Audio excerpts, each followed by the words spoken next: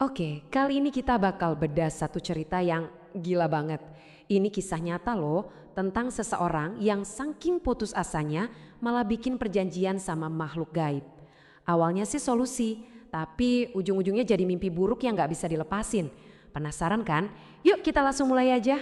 Nah, ceritanya dibuka dengan satu kalimat ini yang menurut gue langsung bikin merinding. 7 hari di laut, 1 malam di dunia nyata.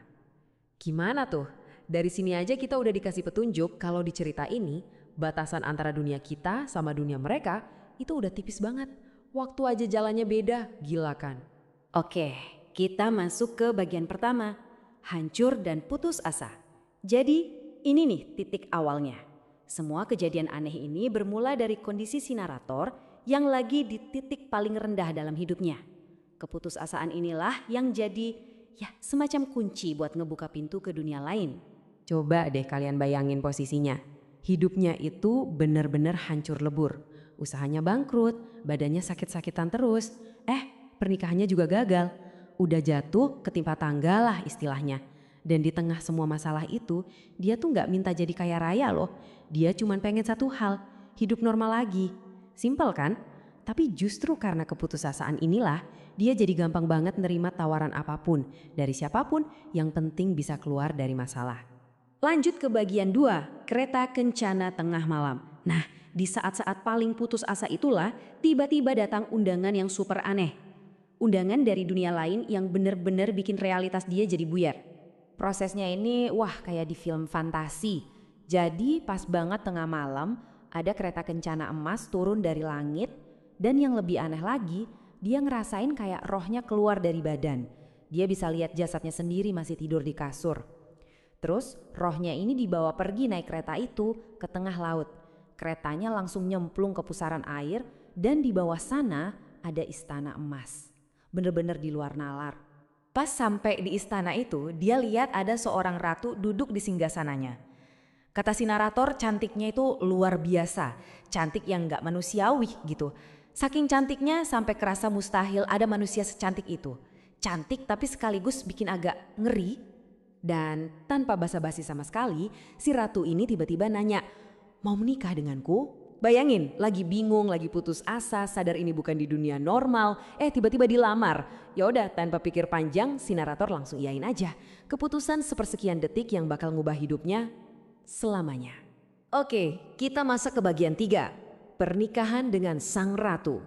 Setelah lamaran diterima, langsung deh nikah. Pestanya nggak main-main. 7 hari 7 malam, sebuah perayaan yang jelas-jelas ngelanggar semua hukum alam yang kita tahu. Pernikahannya ini aneh banget, gak ada penghulu, gak ada saksi, gak ada ijab kabul kayak kita. Cuma jabat tangan doang, terus si ratu bilang, "Mulai sekarang kamu suamiku." Udah sah, terus pestanya digelar 7 hari 7 malam nonstop. Dan yang paling aneh, si narator ini gak ngerasa capek atau ngantuk sama sekali. Padahal 7 hari loh. Tapi ada satu kejadian yang bikin merinding.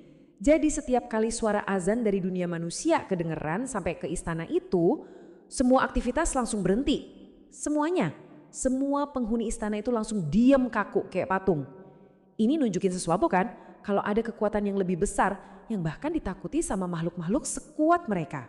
Masuk ke bagian 4, rahasia dan kekuatan gaib. Nah, setelah pesta 7 hari itu selesai, suasana wow-nya mulai luntur. Gantinya muncul ketegangan.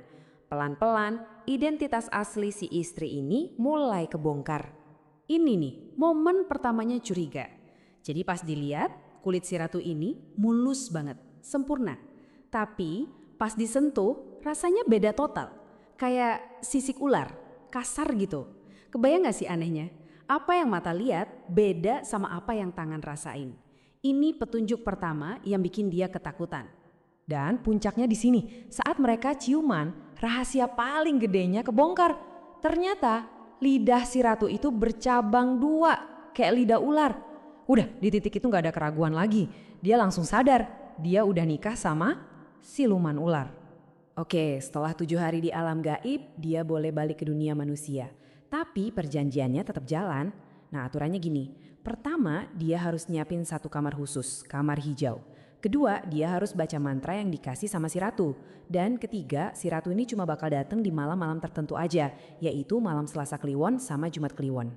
Dan bener aja, perjanjian itu langsung kelihatan hasilnya. Balik ke dunia nyata, hidupnya langsung berubah 180 derajat. Apapun yang dia pengen, langsung ada. Mau duit, datang. Mau motor, muncul. Bahkan kalau dia benci sama orang, orang itu bisa langsung kena sial. Semuanya berkat kekuatan dari si istri gaibnya. Kita masuk ke bagian 5 dan disinilah semuanya mulai jadi horor. Teror sang istri siluman. Ternyata anugerah ini ada harganya.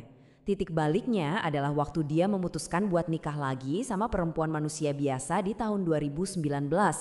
Tindakan ini dianggap pengkhianatan dan semua hadiah itu langsung berubah jadi kutukan. Lihat deh tampil ini, perbedaannya drastis banget. Sebelum dia nikah sama manusia, rezekinya ngalir deras. Usahanya sukses. Setelah nikah, semua langsung macet total. Rezeki seret, usaha gagal terus. Si istri siluman yang tadinya jadi penolong, sekarang malah jadi peneror hidupnya. Cemburu mungkin? Terornya nggak cuma di dunia nyata loh. Tiap malam dia dihantuin lewat mimpi. Sosok ratu yang tadinya cantik banget, sekarang berubah jadi monster. Wajahnya setengah manusia, setengah ular, bengis, dan lidahnya yang bercabang itu selalu kelihatan. Benar-benar mimpi buruk yang berulang setiap malam. Dan di mimpi itu si istri siluman selalu bilang kalimat ini. Tanpaku, kamu tidak bisa hidup. Ini bukan sekedar ancaman, tapi kayak penegasan bahwa ikatan mereka itu abadi, gak bisa diputusin. Mau sukses atau sengsara, hidup si narator ini sekarang sepenuhnya bergantung sama dia. Jadi, apakah dia terikat selamanya? Nah, ini bagian akhir ceritanya. Si narator sekarang kayak kejebak di antara dua dunia. Dan ada satu bukti fisik yang terus-terusan ngingetin dia kalau semua ini nyata. Saking frustrasinya, mungkin juga buat ngetes apa ini semua beneran nyata atau cuma halusinasinya, dia nekat. Dia nantang si istri siluman. Dia bilang, kalau kamu benar istriku, kasih aku bukti nyata. Dan tantangannya dijawab. Besok paginya pas dia bangun, ada sebuah batu kecil yang aneh di tangannya. Keras kayak biji salak, batu ini masih dia simpan sampai sekarang. Ini jadi bukti fisik yang gak bisa dibantah. Pengingat kalau semua yang dia alamin itu bukan mimpi. Di mimpi-mimpinya sekarang, kata-kata si ratu berubah. Sekarang yang selalu dia dengar adalah kalimat ini, menunggu saya kembali. Ini udah bukan ancaman lagi, tapi kayak sebuah kepastian. Si ratu siluman gak akan ngejar-ngejar dia, tapi dia cuma nunggu. Nunggu dengan sabar sampai waktunya tiba buat si narator kembali lagi ke dia. Jadi pertanyaannya sekarang, apakah ini akhir dari ceritanya? Atau ini cuma jeda, cuma masa penantian sebelum dia ditarik balik ke alam gaib itu untuk selamanya? Pertanyaan ini jadi penutup kisah yang bikin kita mikir ya. Nasib seseorang yang kayaknya udah dikunci sama satu keputusan impulsif yang dia buat